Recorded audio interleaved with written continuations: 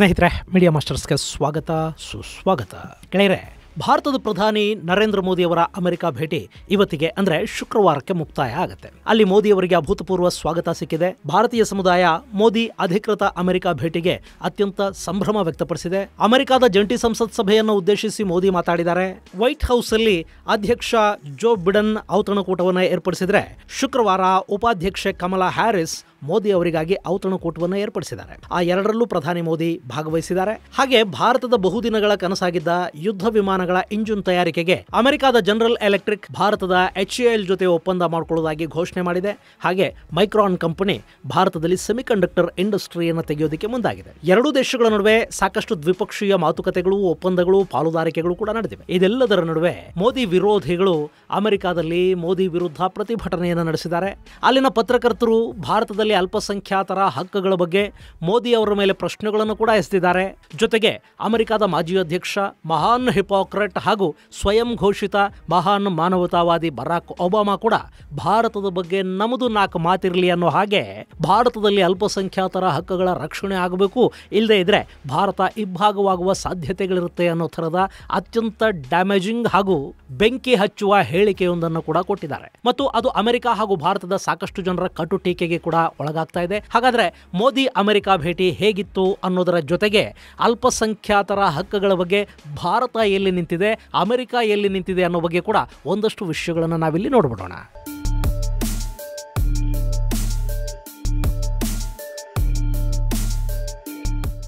ಗೆಳೆಯರೆ, ಅಮೆರಿಕದ state visit ಕೈಗೊಂಡ ಭಾರತದ ಎರಡನೇ ಪ್ರಧಾನಿ ನರೇಂದ್ರ ಮೋದಿ ಮೊನ್ನೆ 21ರಂದು ಮೋದಿ ಅಮೆರಿಕಾಗೆ ಹೋಗಿದ್ದಾರೆ. ಶುಕ್ರವಾರದವರೆಗೆ ಅವರು ಅಮೆರಿಕಾದಲ್ಲಿರ್ತಾರೆ. ಅಲ್ಲಿಂದ ಅವರ ಮುಂದಿನ ಪ್ರವಾಸ ಆರಂಭ ಆಗುತ್ತೆ. ಮೋದಿ ಅಮೆರಿಕ ಭೇಟಿ ಅನ್ನೋದು, ಅದರಲ್ಲೂ ಸ್ಟೇಟ್ ವಿಸಿಟ್ ಅನ್ನೋದು ತುಂಬಾನೇ ಮಹತ್ವವನ್ನು ಪಡ್ಕೊಳ್ತಾ ಇರೋ ಘಟನೆ. ಯಾಕೆಂದ್ರೆ ಇದೇ ದಾಮೋದರ ದಾಸ್ ಮೋದಿ ಗುಜರಾತ್ ಮುಖ್ಯಮಂತ್ರಿಯಾಗಿದ್ದಾಗ ಮಾನವ ಹಕ್ಕುಗಳ ಉಲ್ಲಂಘನೆಯ ನೆಪವೊಡ್ಡಿ ಅಮೆರಿಕ ವೀಸಾ ನಿರಾಕರಣೆ ಮಾಡಿತ್ತು. ಅವತ್ತಿಗೆ ಬರಾಕ್ ಒಬಾಮಾ ಅಮೆರಿಕದ ಅಧ್ಯಕ್ಷರಾಗಿದ್ರು. ಗೆಳೆಯರೆ, ಕೆಲ ಬಾರಿ ಈ ಅಮೆರಿಕದ ಹಿಪೋಕ್ರಸಿ ಅನ್ನೋದು ಹೇಗಿರುತ್ತೆ ಅಂದ್ರೆ, ಬರಾಕ್ ಒಬಾಮಾ ಅನ್ನೋ ಅಮೆರಿಕದ ಅಧ್ಯಕ್ಷ ತನ್ನನ್ನು ತಾನು ಮಹಾನ್ ಮಾನವತಾವಾದಿ ಅನ್ನೋ ತರ ಬಿಂಬಿಸಿಕೊಳ್ಳೋ ಪ್ರಯತ್ನವನ್ನು ಮಾಡ್ತಾರೆ. ಅವರನ್ನು ಒಂದಷ್ಟು ಸ್ವಯಂ ಘೋಷಿತ ಮಾನವ ಹಕ್ಕುಗಳ ಸಂಘಟನೆಗಳು ಮಾನವ ಹಕ್ಕುಗಳ ಪ್ರತಿಪಾದಕ ಅಂತ ಕೂಡ ಗುರುತಿಸುತ್ತವೆ. ಆದರೆ ನಿಮಗೆ ಗೊತ್ತಿರಲಿ, ಇದೇ ಬರಾಕ್ ಒಬಾಮಾ ಅವಧಿಯಲ್ಲೇ ಅಮೆರಿಕ ಸಿರಿಯಾದ ಆಡಳಿತದಲ್ಲಿ ಮೂಗು ತೋರಿಸಿ ಸಿರಿಯಾದ ಮೇಲೆ ಬಾಂಬಿಂಗ್ ಅನ್ನು ಮಾಡಿದ್ದು. ಅಲ್ಲಿ ಲಕ್ಷಾಂತರ ಮಂದಿಯ ಸಾವಿಗೆ ಕಾರಣವಾಗಿತ್ತು. ಇವತ್ತಿಗೂ ಕೂಡ ಸಿರಿಯಾ ಅನ್ನೋದು ಜಾಗತಿಕ ಯುದ್ಧ ಭೂಮಿಯಾಗಿ ಉಳ್ಕೊಂಡಿದೆ ಅಂದ್ರೆ ಅದರ ಪುಣ್ಯ ತಟ್ಟಬೇಕಾಗಿರುವುದು ಇದೇ ಬರಾಕ್ ಒಬಾಮಾಗೆ. ಬರೀ ಸಿರಿಯಾ ಒಂದೇ ಅಲ್ಲ, ಲಿಬಿಯಾ, ಯಮನ್, ಇರಾಕ್, ಅಫ್ಘಾನಿಸ್ತಾನಗಳಲ್ಲಿ ಅಮೆರಿಕದ ಸೇನೆ ಅಮಾನುಷವಾಗಿ ದಾಳಿ ಮಾಡಿದಾಗ ಅಮೆರಿಕದ ಅಧ್ಯಕ್ಷರಾಗಿದ್ದವರು ಇದೇ ಒಬಾಮಾ. ಅಲ್ಲಿ ರೆಜಿಮ್ ಚೇಂಜ್ಗಾಗಿ ಸೌದಿ ಅರೇಬಿಯಾದಂಥ ತೈಲ ದೇಶಗಳನ್ನು ಓಲೈಸುವುದಕ್ಕಾಗಿ ನಾನಾ ದೇಶಗಳ ಮೇಲೆ ದಾಳಿ ಮಾಡಿ ಅಲ್ಲಿನ ಜನರ ಬದುಕುಗಳನ್ನು ನರಕ ಮಾಡಿಟ್ಟ ಒಬಾಮಾ ಕೂಡ ಮಾನವ ಹಕ್ಕುಗಳ ಬಗ್ಗೆ ಮಾತಾಡ್ತಾರೆ. ಇರ್ಲಿ, ಇದೇ ಒಬಾಮಾ ಅವಧಿಯಲ್ಲಿ ಮೋದಿ ಗುಜರಾತ್ ಮುಖ್ಯಮಂತ್ರಿಯಾಗಿದ್ರು. ಗುಜರಾತ್ ಗಲಭೆಗಳ ಕಾರಣದಿಂದ ಅವತ್ತು ಮೋದಿಗೆ ಅಮೆರಿಕ ವೀಸಾ ನಿರಾಕರಣೆ ಮಾಡಿತು. ಮುಂದೆ ಮೋದಿ ಭಾರತದ ಪ್ರಧಾನಿ ಆದರು. ಇದೇ ಒಬಾಮಾ ಅವತ್ತು ಕೂಡ ಅಮೆರಿಕದ ಅಧ್ಯಕ್ಷರಾಗಿದ್ರು ಮತ್ತು ಅಮೆರಿಕ ಮೋದಿಗೆ ವೀಸಾ ಕೊಟ್ಟು ಕರೆಸ್ಕೊಂಡಿದ್ದಷ್ಟೇ ಅಲ್ಲ, ಒಬಾಮಾನೇ ಮೋದಿ ಅವರನ್ನ ಬರಮಾಡಿಕೊಂಡಿದ್ರು ಕೂಡ. ಇದು ಅಮೆರಿಕದ ಹಿಪೋಕ್ರಸಿ. ಈಗ ಅದೇ ನರೇಂದ್ರ ಮೋದಿ ಅವರಿಗೆ ಅಮೆರಿಕ ಅಧ್ಯಕ್ಷರು ಅಧಿಕೃತ ಸ್ಟೇಟ್ ವಿಸಿಟ್ಗೆ ಆಹ್ವಾನ ಕೊಟ್ಟಿದ್ದಾರೆ. ಅಲ್ಲಿ 21 ತೋಪುಗಳನ್ನು ಸಿಡಿಸಿ ಭಾರತದ ಪ್ರಧಾನಿಗೆ ಗೌರವದ ಸ್ವಾಗತವನ್ನು ಕೋರಲಾಗಿದೆ. ವೈಟ್ ಹೌಸ್ ಅಲ್ಲಿ ಅಧಿಕೃತ ಔತಣಕೂಟವನ್ನು ನೀಡಲಾಗಿದೆ. ಈ ಔತಣದ ಉಸ್ತುವಾರಿಯನ್ನ ಅಮೆರಿಕದ ಫಸ್ಟ್ ಲೇಡಿ ಅಂದ್ರೆ ಅಧ್ಯಕ್ಷರ ಪತ್ನಿ ಸ್ವತಃ ನೋಡಿಕೊಂಡಿದ್ದಾರೆ. ಅಮೆರಿಕದ ಉಭಯ ಸದನಗಳನ್ನು ಉದ್ದೇಶಿಸಿ ಪ್ರಧಾನಿ ಮೋದಿ ಮಾತಾಡಿದ್ದಾರೆ. ಇದೆಲ್ಲ ಯಾಕೆಂದ್ರೆ ಈಗ ಇಂಡೋ ಪೆಸಿಫಿಕ್ ಭಾಗದಲ್ಲಿ ಅಮೆರಿಕಾಗೆ ಚೈನಾನ ಎದುರಿಸೋದಕ್ಕೆ ಒಬ್ಬ ಸಮರ್ಥ ಸಹವರ್ತಿಯ ಅಗತ್ಯ ಇದೆ ಅನ್ನೋ ಕಾರಣ. ಇನ್ನು ಈ ಭೇಟಿಯ ಸಂದರ್ಭದಲ್ಲಿ ಒಂದು ಕಡೆ ವೈಟ್ ಹೌಸ್ ಭಾರತದ ಪ್ರಧಾನಿಗೆ ಔತಣಕೂಟವನ್ನು ಏರ್ಪಡಿಸ್ತಾ ಇದ್ರೆ, ಮತ್ತೊಂದು ಕಡೆ CNN ಗೆ ಸಂದರ್ಶನವನ್ನು ಕೊಟ್ಟ ಮಾಜಿ ಅಧ್ಯಕ್ಷ ಬರಾಕ್ ಒಬಾಮಾ ಹಿಂದೂ ಬಹುಸಂಖ್ಯಾತ ಭಾರತದಲ್ಲಿ ಅಲ್ಪಸಂಖ್ಯಾತರು ಹಾಗೂ ಮುಸಲ್ಮಾನರ ಹಕ್ಕುಗಳ ರಕ್ಷಣೆಯ ಬಗ್ಗೆ ತೀವ್ರ ಕಳವಳವನ್ನು ವ್ಯಕ್ತಪಡಿಸಿ ಮಾತಾಡಿದ್ದಾರೆ. ಭಾರತದಲ್ಲಿ ಅಲ್ಪಸಂಖ್ಯಾತರ ಹಕ್ಕುಗಳ ದಮನ ಆದರೆ ಆ ದೇಶ ಮತ್ತೊಮ್ಮೆ ವಿಭಜನೆಗೊಳ್ಳುವ ಅಪಾಯ ಇರುತ್ತೆ ಅಂತ ಹೇಳಿರೋ ಒಬಾಮಾ, ಅಮೆರಿಕ ಅಧ್ಯಕ್ಷರು ಭಾರತದ ಪ್ರಧಾನಿಯ ಜೊತೆ ಈ ವಿಷಯದಲ್ಲಿ ಮಾತುಕತೆ ನಡೆಸಬೇಕು. ನಾನು ಅಮೆರಿಕದ ಅಧ್ಯಕ್ಷನಾಗಿದ್ದರೆ ಈ ವಿಷಯದ ಬಗ್ಗೆ ಖಂಡಿತ ಮೋದಿ ಅವರ ಜೊತೆ ಮಾತಾಡ್ತಾ ಇದ್ದೆ. ಅಲ್ಲಿನ ಅಲ್ಪಸಂಖ್ಯಾತರ ಹಕ್ಕುಗಳ ರಕ್ಷಣೆ ಬಗ್ಗೆ ಗಮನ ಹರಿಸಬೇಕು ಅನ್ನೋದನ್ನ ಹೇಳ್ತಾ ಇದ್ದೆ ಅಂತ ಹೇಳಿಕೆಯನ್ನು ಕೊಟ್ಟಿದ್ದಾರೆ.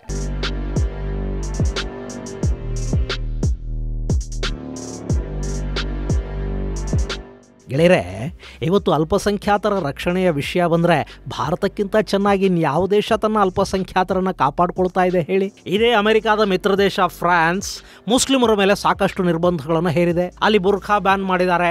ಶಾಲಾ ಕಾಲೇಜುಗಳಲ್ಲಿ ನಿಮ್ಮ ಮತವನ್ನು ಪ್ರದರ್ಶಿಸುವ ಹಾಗೆ ಯಾವುದೇ ದಿರಿಸು ಅಥವಾ ಇನ್ಯಾವ ಲಾಂಛನಗಳನ್ನು ನೀವು ಬಳಸುವ ಹಾಗಿಲ್ಲ ಅಂತ ಫ್ರಾನ್ಸ್ ಹೇಳುತ್ತೆ. ಆದರೆ ಕತ್ತಲ್ಲಿ ಶಿಲುಬೆ ಹಾಕೊಂಡ್ರಲ್ಲಿ ತಪ್ಪೇನಿಲ್ಲ. ಅಂದರೆ ಕ್ರೈಸ್ತ ಮತವನ್ನು ಹೊರತುಪಡಿಸಿ ಉಳಿದ ಮತಗಳು ತಮ್ಮ ಲಾಂಛನವನ್ನಲ್ಲಿ ಪ್ರದರ್ಶಿಸುವ ಹಾಗಿಲ್ಲ. ಇಟಲಿ ಆಂಟಿ ಮಾಸ್ಕ್ ಲಾ ಅಳವಡಿಸಿಕೊಂಡಿದೆ. ಅಲ್ಲಿ ಮಸೀದಿಗಳು ಸರ್ಕಾರದ ನಿಗಾವಣೆಯಲ್ಲಿರುತ್ತವೆ. ಬಹಿರಂಗವಾಗಿ ರಸ್ತೆಗಳಲ್ಲಿ ಪ್ರಾರ್ಥನೆ ಮಾಡುವ ಹಾಗಿಲ್ಲ. ಮಸೀದಿಗಳ ಲೆಕ್ಕ ತಗೊಳ್ಳೋ ಕೆಲಸವನ್ನು ಅವರು ಮಾಡ್ತಾ ಇದ್ದಾರೆ. ಸ್ಲೋವೇಕಿಯಾ ಇಸ್ಲಾಂಗೆ ಮತದ ಮಾನ್ಯತೆಯನ್ನು ಕೊಟ್ಟಿಲ್ಲ. ಸಾಕಷ್ಟು ಯುರೋಪಿಯನ್ ದೇಶಗಳಲ್ಲಿ ಇತ್ತೀಚೆಗೆ ಕೋಮುಗಲಭೆ ಅನ್ನೋದು ನಿರಂತರವಾಗಿ ನಡೀತಾ ಇದೆ. ಯುರೋಪಿಯನ್ ದೇಶಗಳು ಬಿಡಿ, ಏಷ್ಯಾದ ವಿಷಯಕ್ಕೆ ಬನ್ನಿ. ಪಾಕಿಸ್ತಾನದಲ್ಲಿ, ಬಾಂಗ್ಲಾದೇಶದಲ್ಲಿ, ಅರಬ್ ದೇಶಗಳಲ್ಲಿ ಯಾವ ದೇಶದಲ್ಲಿ ಅಲ್ಪಸಂಖ್ಯಾತ ಎಲ್ಲ ಸ್ವಾತಂತ್ರ್ಯಗಳನ್ನು ಅನುಭವಿಸ್ತಾ ನೆಮ್ಮದಿಯಾಗಿ ಬದುಕೋದಕ್ಕೆ ಸಾಧ್ಯವಾಗ್ತಾ ಇದೆ ಹೇಳಿ? ಪಾಕಿಸ್ತಾನ, ಬಾಂಗ್ಲಾದೇಶಗಳಲ್ಲಿ ಇವತ್ತಿಗೂ ಕೂಡ ಹಿಂದೂ, ಬೌದ್ಧ, ಕ್ರೈಸ್ತರ ಮೇಲೆ ಧರ್ಮ ನಿಂದನೆಯ ಆರೋಪವನ್ನು ಹೇರಿ ಅವರನ್ನು ಕೊಲ್ಲಲಾಗ್ತಾ ಇದೆ, ಮತಾಂತರ ಮಾಡಲಾಗ್ತಾ ಇದೆ, ಅವರ ಆಸ್ತಿಪಾಸ್ತಿಗಳನ್ನು ಬಲವಂತವಾಗಿ ಕಸ್ಕೋತಾ ಇದ್ದಾರೆ. ಪಾಕಿಸ್ತಾನ, ಬಾಂಗ್ಲಾದೇಶಗಳಲ್ಲಿ ಹಿಂದೂ, ಕ್ರೈಸ್ತ, ಬೌದ್ಧರ ವಿಷಯನ ಬಿಟ್ಟುಬಿಡಿ, ಮುಸಲ್ಮಾನರಲ್ಲೇ ಅಹ್ಮದಿಯಾ, ಬೋಹ್ರಾ ಮುಂತಾದ ಪಂಗಡಗಳ ಗತಿ ಏನಾಗ್ತಿದೆ ಅನ್ನೋದನ್ನು ನೋಡಿ. ಅಲ್ಲಿ ಸುನ್ನಿಗಳನ್ನು ಹೊರತುಪಡಿಸಿ ಉಳಿದ ಮುಸ್ಲಿಂ ಅಲ್ಪಸಂಖ್ಯಾತರ ಯಾರಿಗೂ ರಕ್ಷಣೆ ಇಲ್ಲ. ಆ ಎಲ್ಲ ದೇಶಗಳನ್ನು ನೋಡಿಕೊಂಡು ಬಂದು ಆಮೇಲೆ ನಾವು ಭಾರತವನ್ನು ನೋಡಬೇಕು. ಇಲ್ಲಿ ಏನು ಕಡಿಮೆ ಆಗಿದೆ? ಸರ್ಕಾರದ ಪ್ರತಿಯೊಂದು ಯೋಜನೆಗಳನ್ನು ಎಲ್ಲರಿಗೂ ಕೊಡ್ತಾ ಇದೆ ಭಾರತ. ಅಷ್ಟೇ ಅಲ್ಲ, ಅಲ್ಪಸಂಖ್ಯಾತರಿಗೆ ಒಂದು ಸ್ವಲ್ಪ ಹೆಚ್ಚು ಅನ್ನೋಷ್ಟೇ ಭಾರತ ಕೊಡ್ತಾ ಇದೆ. ಅವರಿಗಾಗಿ ವಿಶೇಷ ಸೌಲಭ್ಯಗಳನ್ನು ಕಲ್ಪಿಸಿಕೊಡಲಾಗಿದೆ. ಇಲ್ಲಿ ಅಕಸ್ಮಾತ್ ಏನಾದರೂ ದೌರ್ಜನ್ಯ ಅಂತ ಆಗ್ತಿದ್ರೆ, ಸರ್ಕಾರಗಳಿಂದ ಅನ್ಯಾಯಕ್ಕೆ ಒಳಪಡ್ತಾ ಇದ್ರೆ ಅದು ಬಹುಸಂಖ್ಯಾತರೇ ಹೊರತು ಅಲ್ಪಸಂಖ್ಯಾತರಲ್ಲ. ಇಷ್ಟಿದ್ದು ಭಾರತದಲ್ಲಿ ಅಲ್ಪಸಂಖ್ಯಾತರಿಗೆ ರಕ್ಷಣೆ ಇಲ್ಲ ಅಂತ ಯಾವನಾದರೂ ಮಾತಾಡಿದರೆ ಅದು ಏನು ತಗೊಂಡು ಹೊಡಿಬೇಕು ಅಂತ ಕೇಳಬೇಕು ಅನಿಸುತ್ತೆ. ಆದರೆ ನಾವು ಸಂಸ್ಕಾರವಂತರು, ಹೀಗಾಗಿ ಅಂಥ ಪದಗಳನ್ನು ಬಳಸೋದಕ್ಕೆ ಹೋಗೋದಿಲ್ಲ. ಓಕೆ, ಇಲ್ಲಿ ಭಾರತದ ಅಲ್ಪಸಂಖ್ಯಾತರಿಗೆ ರಕ್ಷಣೆ ಇಲ್ಲ ಅಂತ ಅಮೆರಿಕ ಮಾತಾಡುತ್ತಲ್ಲ, ಹಾಗಂತ ಅಮೆರಿಕಾದಲ್ಲಿನ ಎಲ್ಲ ಅಲ್ಪಸಂಖ್ಯಾತರು ತುಂಬಾ ಖುಷಿಯಾಗಿದ್ದಾರಾ?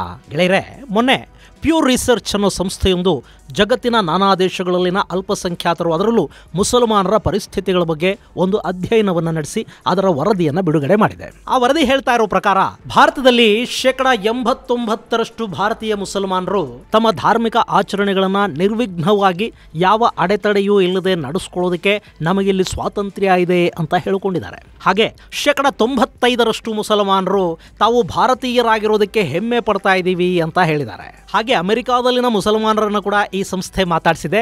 ಅಲ್ಲಿ 75% ಮುಸಲ್ಮಾನರು ಅಮೆರಿಕಾದಲ್ಲಿ ತಾರತಮ್ಯ ನೀತಿಯನ್ನು ತೋರಿಸಲಾಗ್ತಾ ಇದೆ ಅಂತ ಹೇಳಿಕೆ ಕೊಟ್ಟಿದ್ದಾರೆ. ಅಂದ್ರೆ ಅಮೆರಿಕಾದಲ್ಲಿ 75% ಮುಸಲ್ಮಾನರಿಗೆ ಅಲ್ಲಿ ಸಮಾನತೆ ಇಲ್ಲ ಅಂತ ಭಾಸವಾಗ್ತಾ ಇದೆ. ಹಾಗೆ ಟ್ರಂಪ್ ಅಧಿಕಾರಾವಧಿ ನಮ್ಮನ್ನು ತುಂಬಾನೇ ಚಿಂತೆಗೀಡು ಮಾಡಿತ್ತು ಅಂತ ಹೇಳಿರುವ ಮುಸಲ್ಮಾನರ ಸಂಖ್ಯೆ ಅಲ್ಲಿ 68%. ಇನ್ನು ಅಮೆರಿಕಾದ ಜನಸಮೂಹ ನಮ್ಮನ್ನ ಮುಖ್ಯವಾಹಿನಿಯ ಜನ ಅಂತ ನೋಡ್ತಲೇ ಇಲ್ಲ ಅನ್ನೋ ಥರದ ಅಭಿಪ್ರಾಯವನ್ನ 62% ಅಮೆರಿಕನ್ ಮುಸಲ್ಮಾನರು ವ್ಯಕ್ತಪಡಿಸಿದ್ದಾರೆ. ಅಷ್ಟೇ ಅಲ್ಲ, ಅಮೆರಿಕಾದಲ್ಲಿ ಮುಸ್ಲಿಂ ಆಗಿ ಬದುಕೋದಕ್ಕೆ ಕಷ್ಟ ಆಗ್ತಾ ಇದೆ ಅನ್ನೋ ಅಭಿಪ್ರಾಯವನ್ನ ವ್ಯಕ್ತಪಡಿಸಿರುವವರ ಸಂಖ್ಯೆ ಅಲ್ಲಿ 50%. ಇತ್ತೀಚೆಗೆ ಅದು ತುಂಬಾನೇ ಹೆಚ್ಚಾಗಿದೆ ಅನ್ನೋ ಅಭಿಪ್ರಾಯವನ್ನ ಇನ್ನುಳಿದ 50% ಜನ ವ್ಯಕ್ತಪಡಿಸಿದ್ದಾರೆ. ಈಗ ಹೇಳಿ, ಮುಸಲ್ಮಾನರು ಸುಖವಾಗಿ ಬದುಕ್ತಾ ಇರೋದು ಭಾರತದಲ್ಲ, ಅಮೆರಿಕಾದಲ್ಲ? ಜಗತ್ತಿನ ಅತಿದೊಡ್ಡ ಪ್ರಜಾಪ್ರಭುತ್ವ ರಾಷ್ಟ್ರ ಮತ್ತು ಅತ್ಯಂತ ಪುರಾತನ ಪ್ರಜಾಪ್ರಭುತ್ವ ರಾಷ್ಟ್ರ ಅನ್ನಿಸ್ಕೊಂಡಿರೋ ಭಾರತ ಇಲ್ಲಿ ನಿಮ್ಮ ದೇಶದ ಮುಸಲ್ಮಾನರನ್ನ ಸುಖವಾಗಿಟ್ಟುಕೊಳ್ಳಿ, ಅವರಿಗೆ ಸ್ವಾತಂತ್ರ್ಯವನ್ನು ಕೊಡಿ, ಅವರಿಗೆ ನೆಮ್ಮದಿಯಾಗಿ ಬದುಕೋ ವಾತಾವರಣವನ್ನ ನಿರ್ಮಾಣ ಮಾಡಿಕೊಡಿ, ಅವರಿಗೆ ಅಭದ್ರತೆಯನ್ನ ಕ್ರಿಯೇಟ್ ಮಾಡಬೇಡಿ ಅಂತ ಅಮೆರಿಕಾಗೆ ಬುದ್ಧಿ ಹೇಳಬೇಕು. ಆದ್ರೆ ವಿಪರ್ಯಾಸ ಏನು ಗೊತ್ತಾ? ತಮ್ಮ ದೇಶದ ಜನರಲ್ಲೇ ಇಷ್ಟೊಂದು ಅಸಮಾನತೆ, ಅಸಮಾಧಾನ, ತಾರತಮ್ಯ, ಅತಂತ್ರದ ಪರಿಸ್ಥಿತಿಯನ್ನು ಇಟ್ಟುಕೊಂಡಿರೋ ಅಮೆರಿಕ ತಾನೇನೋ ದೊಡ್ಡ ಸುಭಗ ಅನ್ನೋ ತರ ಜಗತ್ತಿಗೆ ಬುದ್ಧಿ ಹೇಳೋದಿಕ್ ಹೋಗುತ್ತೆ. ಇನ್ನು ಇಲ್ಲಿ ಒಬಾಮಾ ಆಡಿರೋ ಮಾತುಗಳಿವೆಯಲ್ಲ, ಅವು ಕೂಡ ಹೇಗಿವೆ ಅಂದ್ರೆ, ಭಾರತ ವಿರೋಧಿ ಶಕ್ತಿಗಳು ಇನ್ನು ಮುಂದೆ ಅಲ್ಪಸಂಖ್ಯಾತರ ಹೆಸರಲ್ಲಿ ಭಾರತವನ್ನು ಹೋಳು ಮಾಡೋದಕ್ಕೆ ಪ್ರಯತ್ನ ಮಾಡಬೇಕು ಅಂತ ಸೂಚನೆ ಕೊಡ್ತಾ ಇರೋ ಹಾಗಿವೆ. ಹೀಗಾಗಿನೇ ಭಾರತ ಸೇರಿದ ಹಾಗೆ ಅಮೆರಿಕಾದಲ್ಲಿ ಕೂಡ ಒಬಾಮಾ ಮಾತುಗಳಿಗೆ ತೀವ್ರ ವಿರೋಧ ವ್ಯಕ್ತವಾಗ್ತಾ ಇದೆ.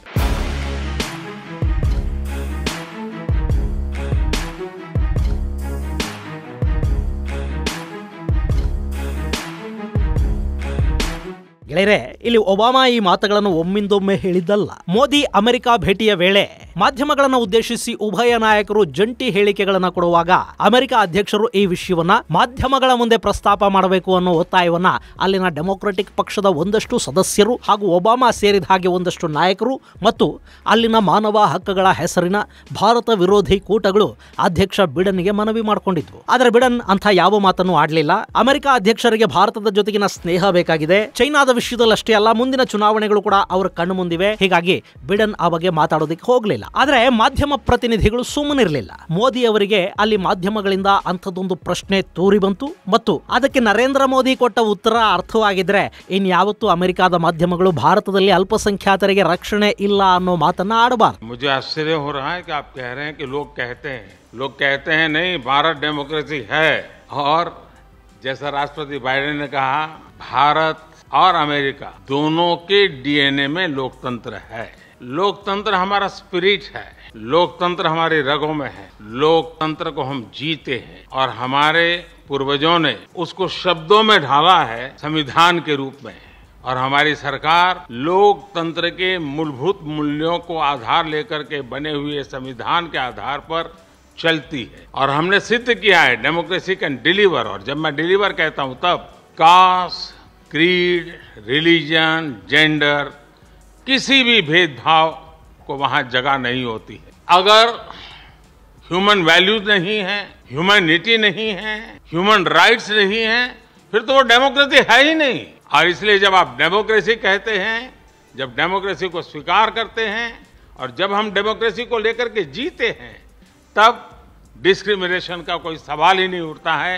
और इसलिए भारत सबका साथ, सबका विकास, सबका विश्वास, सबका प्रयास, उन मूलभूत सिद्धांतों को लेकर के, और इसलिए हम चलते हैं। भारत में सरकार के जो बेनिफिट्स हैं वो एक्सेस टू ऑल है, जो भी उसके हकदार हैं उन सबको मिलते हैं। इसलिए भारत के लोकतांत्रिक मूल्यों में कोई भेदभाव नहीं है, न धर्म के आधार पर, न जाति के आधार पर, न उम्र के आधार पर, न भूभाग के आधार पर। ಭಾರತ ಪ್ರಜಾಪ್ರಭುತ್ವ ರಾಷ್ಟ್ರ ಅಂದ ಮೇಲೆ ನಮ್ಮ ನರನಾಡಿಗಳಲ್ಲಿ ಪ್ರಜಾಪ್ರಭುತ್ವವೇ ಹರಿತಿರುವಾಗ ಅಲ್ಪಸಂಖ್ಯಾತರನ್ನು ನಾವು ಕಾಪಾಡದೇ ಇರೋದಕ್ಕೆ ಹೇಗೆ ಸಾಧ್ಯ ಅಂತ ಅಲ್ಲಿ ಮೋದಿ ಉತ್ತರ ಕೊಟ್ಟರು. ಗೆಳೆಯರೆ, ಇಲ್ಲಿ ಮೋದಿ ಅಲ್ಲ, ಭಾರತದ ಯಾವುದೇ ಪ್ರಧಾನಿ ಯಾವುದೇ ದೇಶಕ್ಕೆ ಭೇಟಿ ಕೊಟ್ಟಾಗ ಅಲ್ಲಿ ಭಾರತದ ವಿರುದ್ಧ ಮಾತಾಡೋದು, ಭಾರತದ ವಿರುದ್ಧ ಪ್ರತಿಭಟನೆ ಮಾಡೋದು, ತಮ್ಮದೇ ಅಜೆಂಡಾಗಳನ್ನ ಭಾರತದ ಮೇಲೆ ಹೇರೋದಕ್ಕೆ ಪ್ರಯತ್ನ ಮಾಡೋದು, ಇದನ್ನ ಯಾರೇ ಮಾಡಿದ್ರು ಕೂಡ ಭಾರತೀಯರಾಗಿ ನಾವು ಅದನ್ನ ಸಹಿಸೋದಕ್ಕೆ ಸಾಧ್ಯ ಆಗೋದಿಲ್ಲ. ಇನ್ನು ಹೀಗೆ ಬೆರಳೆಣಿಕೆಯಷ್ಟು ಪ್ರತಿಭಟನೆಗಳು, ಭಾರಿ ಸ್ವಾಗತ, ಸಂಭ್ರಮ, ಇದೆಲ್ಲದರ ನಡುವೆ ಪ್ರಧಾನಿ ನರೇಂದ್ರ ಮೋದಿ ಶುಕ್ರವಾರ ಭಾರತೀಯ ಸಮುದಾಯವನ್ನು ಭೇಟಿ ಮಾಡಿ ಮಾತುಕತೆಯನ್ನು ನಡೆಸುತ್ತಾರೆ. ಹಾಗೆ ಅಮೆರಿಕದ ಉದ್ಯಮಿಗಳು, ನಾನಾ ಕಂಪನಿಗಳ ಸಿಇಒಗಳ ಜೊತೆ ಮಾತುಕತೆ ನಡೆಸಿದ್ದಾರೆ. ಭಾರತದಲ್ಲಿ ಉದ್ಯಮಗಳನ್ನು ಸ್ಥಾಪಿಸೋದಕ್ಕೆ ಅವರ ಮನವೊಲಿಸುವ ಪ್ರಯತ್ನವನ್ನು ಕೂಡ ನರೇಂದ್ರ ಮೋದಿ ಮಾಡಿದ್ದಾರೆ.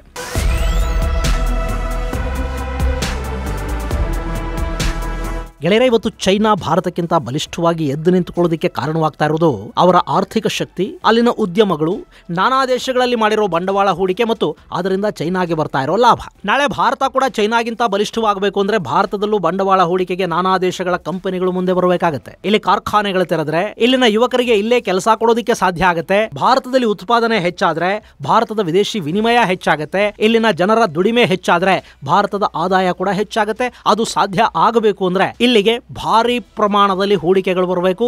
ಅದಕ್ಕಾಗಿ ಪ್ರಧಾನಿ ಮೋದಿ ಅಮೆರಿಕದ ಉದ್ಯಮಿಗಳ ಜೊತೆ ಮಾತುಕತೆಯನ್ನು ನಡೆಸಿದ್ದಾರೆ. ಭಾರತವನ್ನ ಬರೀ ಮಾರುಕಟ್ಟೆಯನ್ನಾಗಿ ಮಾತ್ರ ಮಾಡ್ಕೋಬೇಕು ಅಂತ ಬಯಸ್ತಿದ್ದವರಿಗೆ ಭಾರತಕ್ಕೆ ಬಂದು ಕಾರ್ಖಾನೆಗಳನ್ನು ತೆಗೀರಿ ಅಂತ ಹೇಳಿದ್ದಾರೆ ಮೋದಿ. ಮತ್ತೊಂದು ಕಡೆ ಜನರಲ್ ಎಲೆಕ್ಟ್ರಿಕ್ ಭಾರತದಲ್ಲಿ HAL ಜೊತೆ ಒಪ್ಪಂದ ಪತ್ರಕ್ಕೆ ಸಹಿ ಹಾಕೋದಾಗಿ ಘೋಷಣೆ ಮಾಡಿದೆ. ನಮ್ಮ ತೇಜಸ್ ಯುದ್ಧ ವಿಮಾನಗಳಿಗೆ ಈಗ ನಾವು ಬಳಕೆ ಮಾಡ್ತಾ ಇರೋದು ಇದೇ GE ಇಂಜಿನ್ಗಳನ್ನ. ಅವುಗಳನ್ನ ನಾವೀಗ ಅಮೆರಿಕದಿಂದ ಖರೀದಿ ಮಾಡ್ತಾ ಇದೀವಿ. ಹಾಗಲ್ಲದೆ ಭಾರತ ತನಗೆ ಬೇಕಾದ ಯುದ್ಧ ವಿಮಾನಗಳ ಇಂಜಿನ್ ಅನ್ನು ತಾನೇ ತಯಾರು ಮಾಡ್ಕೋಬೇಕು ಅನ್ನೋ ಪ್ರಯತ್ನವನ್ನ 1980ರಿಂದ ಮಾಡ್ತಾ ಇದೆಯಾದ್ರೂ ಅದು ಇದುವರೆಗೆ ಸಾಧ್ಯ ಆಗಿಲ್ಲ. ನಮ್ಮಲ್ಲೇ ತಯಾರಿ ಮಾಡಿದ್ದ ಕಾವೇರಿ ಇಂಜಿನ್ ಯಶಸ್ವಿ ಆಗಲಿಲ್ಲ. ಅದರ ಶಕ್ತಿ ಯುದ್ಧ ವಿಮಾನಗಳಿಗೆ ಸಾಕಾಗಲಿಲ್ಲ. ಯುದ್ಧ ವಿಮಾನಗಳ ಇಂಜಿನ್ ತಯಾರಿಕೆಯಲ್ಲಿ ಸ್ವಾವಲಂಬನೆಯನ್ನ ಸಾಧಿಸದೇ ಇದ್ರೆ ನಾವು ಯಾವತ್ತಿಗೂ ನಮ್ಮದೇ ಆದ ಸ್ವದೇಶಿ ಯುದ್ಧ ವಿಮಾನಗಳನ್ನು ತಯಾರು ಮಾಡ್ಕೊಳ್ಳೋದಕ್ಕೆ ಸಾಧ್ಯ ಆಗೋದಿಲ್ಲ. ಮುಂದಿನ ತಲೆಮಾರುಗಳ ಸ್ವದೇಶಿ ಫೈಟರ್ ಜೆಟ್ ತಯಾರಿ ಯೋಜನೆಗೆ ಭಾರತ ಸ್ವದೇಶಿ ಇಂಜಿನ್ ತಯಾರಿಗಾಗಿ ನಾನಾ ದೇಶಗಳ ಸಹಭಾಗಿತ್ವಕ್ಕೆ ಪ್ರಯತ್ನ ಪಡ್ತಾ ಇತ್ತು. ರೋಲ್ಸ್ ರಾಯ್ಸ್ ನಂತಹ ಸಂಸ್ಥೆಗಳ ಜೊತೆ ಮಾತುಕತೆ ಮಾತುಕತೆ ಕೂಡ ಆಗಿತ್ತು. ಈಗ ಜಿಇ ಭಾರತದಲ್ಲೇ ತನ್ನ ತಯಾರಿಕಾ ಘಟಕವನ್ನ ಸ್ಥಾಪನೆ ಮಾಡಿ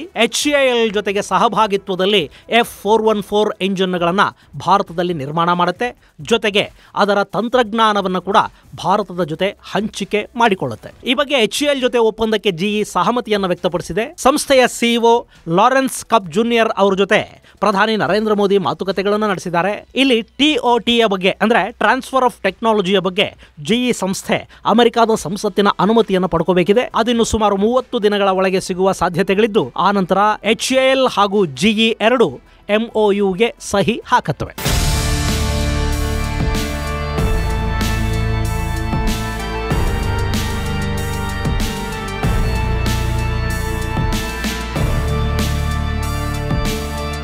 ಗೆಳೆಯರೆ, ಈ ಇಂಜಿನ್ ತಯಾರಿ ಭಾರತದಲ್ಲಿ ಆರಂಭವಾಗುವುದು ಮೊದಲ ಹೆಜ್ಜೆ ಅಷ್ಟೇ. ಆನಂತರ ಜಿಇ ತನ್ನ ಇನ್ನಿತರ ಇಂಜಿನ್ಗಳನ್ನು ಕೂಡ ಭಾರತದಲ್ಲಿ ತಯಾರಿ ಮಾಡುತ್ತೆ. ಇಲ್ಲಿನ ಕಂಪನಿಗಳಿಗೆ, ರಾ ಮೆಟೀರಿಯಲ್ ಸರಬರಾಜುದಾರರಿಗೆ, ಇಲ್ಲಿನ ಇಂಜಿನಿಯರ್ಗಳಿಗೆ ಹೆಚ್ಚು ಕೆಲಸ ಸಿಗೋದಕ್ಕೆ ಇದರಿಂದ ಸಾಧ್ಯವಾಗೋದು ಮಾತ್ರ ಅಲ್ಲ, ಮುಂದಿನ ದಿನಗಳಲ್ಲಿ ಭಾರತದ ಆಮ್ಕಾ ಪ್ರಾಜೆಕ್ಟ್ ಏನಿದೆ ಅದಕ್ಕೆ ಕೂಡ ಇದು ದೊಡ್ಡ ಕೊಡುಗೆಯನ್ನು ಕೊಡುವ ಸಾಧ್ಯತೆ ಇರುತ್ತೆ. ಒಟ್ಟಾರೆ ಭಾರತದ ಯುದ್ಧ ವಿಮಾನ ಕ್ಷೇತ್ರದ ಮಟ್ಟಿಗೆ ಇದು ದೊಡ್ಡ ಬೆಳವಣಿಗೆ ಅಂತ ಹೇಳಿದ್ರೆ ಖಂಡಿತ ತಪ್ಪೇನಾಗೋದಿಲ್ಲ.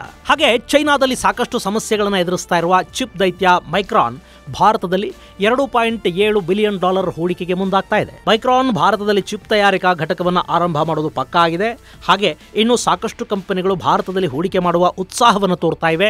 ಒಟ್ಟಾರೆ ಚೈನಾ ಪ್ಲಸ್ ಅನ್ನೋ ಪಾಲಿಸಿಯಿಂದ ಭಾರತಕ್ಕೆ ಹೂಡಿಕೆಗಳು ಹರಿದು ಬರಬೇಕು ಅಷ್ಟೇ. ಹಾಗಲ್ಲದೆ ಇದ್ರೆ ನಾವು ಇಂಡೋ ಪೆಸಿಫಿಕ್ ಅಲ್ಲಿ ಅಮೆರಿಕಾದ ಪಾಲುದಾರರಾಗಿ ಪ್ರಯೋಜನ ಆದ್ರೂ ಏನು ಅಲ್ವೇ? ಇದು ಗೆಳೆಯರೆ ಮೋದಿ ಅಮೆರಿಕ ಭೇಟಿಯ ಕುರಿತಾದ ಒಂದಷ್ಟು ಮಾಹಿತಿ.